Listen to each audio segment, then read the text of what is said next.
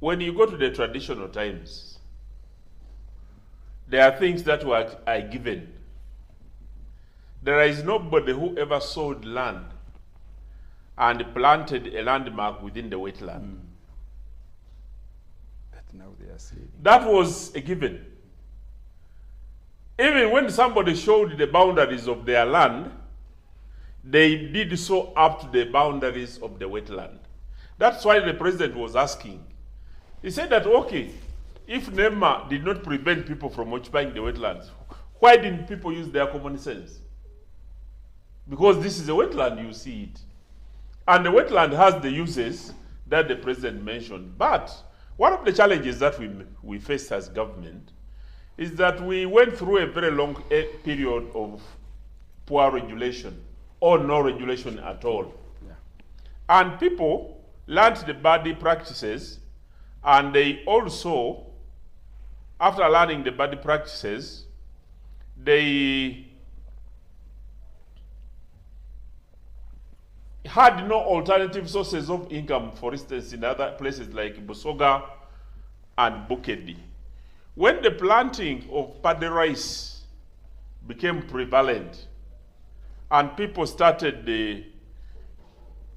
seeing the wetlands or the swamps being more productive than the higher land because of climate change, which was an effect of degradation, progressively people encroached more and more on the wetlands, and this became a very bad habit. To the extent that many people now thought they have a right to access the wetlands. And this was complicated by that same law which was passed in the Constitution, where they said land belongs to the people. And there are many private landlords in whose lands, which is even titled the wetlands, are. And now the president has been arguing that when you look at the law, the wetlands don't belong to you as an individual, because they help us to sieve the water that we depend on. They reduce the flow of water so that water seeps down in order to... Honorable Dombo, as you continue, my burden is, why is it always only the head of state to bring this knowledge? And yet we know anywhere else there are layers of government. There's government at the center, there's a regional government, there's a local government. Why is this message not taken by the local governments? Because the ordinary person will not listen to the president, will listen to the LOC3 they elected. The LOC3 is telling them, you go and grow your rice. No, but they The don't... LOC5 is telling him otherwise. There's a crisis in leadership. There are some areas that have challenges. This is not... I need to declare my interest here, because the whole of Butaleja is a swamp. Because all the water that runs from Mountain Elgon were in the water shadow. That actually, if you talk to people getting out of the swamps, you will indirectly be saying that the whole of Butaleja should do. But there is sustainable use Should of not. wetlands. Now that's the issue that we are discussing with the president and saying that are there alternative uses, the sustainable use of the swamps, where people can do fish farming, because they can be assisted, but all that one will require big government support. But this is just because of corruption, to answer your question. Yeah. Your question goes back to corruption. Corruption is not this the eating of money or using of money in a corruptible manner, but people have been taking decisions. Go to the Ministry of Land and see who has been issuing titles and titling the most of the swamps around Uganda. No, you have talked about the local government leaders. Talk about NEMA. When was NEMA created? One of the biggest problems I see, you go to Eastern Uganda or anywhere where near a river, and you see the color of the water. When I was a young boy, like the president said, in Manafa, that river Manafa, you'd just branch apart from the worms that were in the water, but the water was clear. People could go and scoop water, draw water, and people could go and take that water and boil it and take it, or others would take it directly the way it was. Right now, all the rivers in Uganda, the water is brown. Why? Because it is silted. and is taking and washing away all the soils. So why has NEMA not been enforcing its mandate, irrespective of people occupying positions and earning a salary in those positions? We have had about 5 executive directors of NEMA ever since NEMA was created. With the PhDs. And they have not been doing their work. I'll give you an example. In Ikumi, which I know, to save NEMA, in Ikumi, you know, Professor, my thesis was on NEMA policy and protection of wetlands.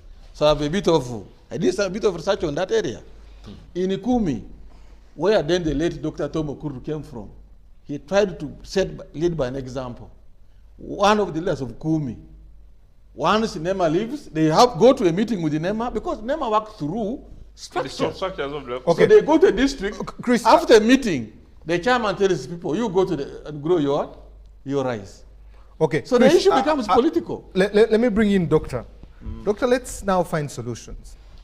Corruption, Chris has spoken about 9.7 trillion shillings, IGG, a lot of money going as far as the local government. What are the solutions academia can bring to this? Solutions? Yes. The solutions may not necessarily be academic. First of all, I have said corruption is multidimensional. But we tend to use some laws which seem to be one size fits all. That requires changes in the laws against corruption so that loopholes in the corruption system can be closed. Secondly, if you see the number of anti-corruption agencies, they seem to be many. We have Inspector General of Government, we have the Auditor General's Office, we have State House Anti-Corruption Unit, and there's so many. There are many, and they tend to be conflicting, and there are gaps. Can't they reduce some of them and empower, build the capacity, increase the capacity, and remain with 1 or 2? Because of the conflicting mandates, there are mandates which are conflicting. So you have to visit that. Secondly, we have so many MDAs in Uganda, ministries, departments, and authorities. Yet, in the 1986, when we decided of reducing the parastatals, we are now moving back. In fact, the parastatals and the ministries exceed the number of what we should have, what used to be there. So why can't we merge? And you see, we are, like just recently, we were trying to merge, but through corruption, some people stopped the merging of some ministries. And without reducing the number of ministries, departments and agencies in Uganda, with our limited resource capacity, corruption will remain. Above all, people who are working in the ministries, they are having a big divergence in incomes, the salaries, big inequalities in salaries. And that is a very cause of corruption, where someone is earning 100,000 per month, a cleaner, someone is earning 40 million per month. Why can someone also want to be like another one? So there are things which pull people into that system. Secondly, I go to the parliament. Why do we have a big parliament? In fact, in Uganda, we adopted decentralization to bring services nearer to the community, and decentralization has 3. There is political decentralization, fiscal decentralization, administrative decentralization. But we have noted that there is political decentralization has overgrown at the expense of fiscal decentralization and administrative decentralization. Yet, fiscal decentralization and administrative decentralization are the key that can provide efficient services and even development of the districts. They are the ones. So how do you emphasize growing of many districts, many constituencies? That is political decentralization, which is growing faster at the expense of fiscal decentralization and administrative decentralization. So do you want people at the local levels to keep on seeing members of parliament and clap for them when they are eating air? Do you want people at the district to keep on paying taxes to be paid to the parliamentarians? In fact, what are the parliamentarians contributing to the districts? You have only one referral hospital in the whole entire region like Kabale. In fact, that's why the public service is suggesting what you call regional transformation, something like that. We have regional service commission. You have only one service commission, which represents around 5 districts, which can address all problems of the districts. It is easier for the president to monitor that regional service commission. It is easier to capitalize or enhance that region, and it is very simple. Doctor, meaning that... Doctor, yes. you have said corruption is multidimensional. Why don't you say you want a regional government? No, no. I'm not saying. I don't want the so many Chivumbi No. in Kabale. I want only one. Doctor, I want but only Doctor, one. Commission, You're saying that that it's multidimensional, Let's go but you seem to federal. be giving one shoe to fit all the corruption that is there. This doctor What here. I'm giving is one of the examples among the many. What I'm giving is one example among the many. First, reduce the political section. Because if, for example, we have only 2 MPs in the Kabale district, I come from Kabale, we wouldn't be suffering the way we are suffering, I'm telling you. And that is, parties you are competing, every party wants to grow over, so that you grow the party, but you forget the people. Have But you at the done- end of the day, have wait, you done at the research end on of that? the day, you want money from the poor people through taxation. Where do they get the people? Where do they get the money? People are very poor. And I would, let me now move to your area of demonstration. We need to know what are the triggers of demonstrations. The youth. First, number 1, unemployment. They should know why the demonstrations are emerging. Unemployment, poverty, and high cost of living. And that should be the role of the districts and other ministries, departments and agencies. You need to know that the government should learn how to reduce the number of ministries and increase the financial support, financial capacity like that. I have to go to Chivumbi before my time ends. Lastly, Doctor. Wait, give me 1 minute. Honorable Where do you Chivumbi, come you need to to? know that education is the best equalizer. Come for Yes, for my education is the idea. best equalizer. You are in parliament because of the education. They set their minimum standards. Had you not achieved those minimum standards, you wouldn't be there. The education you want should be practical. And UMI, we are doing practical education. Again, the PPs, you are talking about the environment. The PPs which helped the government of Uganda to construct the Entebbe Express without affecting the swamp, they were the PPs.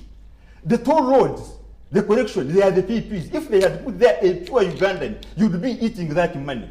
You need more capacity and knowledge about the PPs in parliament. Today, Monday, Tuesday, we were in a PP awareness training, and your members of parliament were there. They will let you know. It's high time you sensitize the people about PPs, which can help the government of Uganda Do you in know, overcoming do you that have an problem. audit report on Ladies, I would just like PPs? to Yes, know, you Doctor, have it. They have it. What would explain? I agree that we put money at a local center.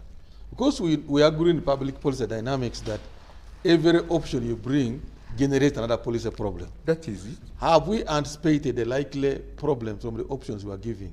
Given this context, he comes from Tororo. Just the other day, I was reading that poor district that is poverty returned 5.5 billion. They couldn't consume. Yeah. Gulu returned 1.6 billion. Hoima refused to disburse a Mioga money. It is there. The money is there. What explains this? So there is more we need to discuss. It's not the absence of money. There is something to do with us as a people. There is a problem in Okay, that. Chris, let me come to you. When you interact with young people, you have the opportunity to have been both a journalist but now also a director of communications.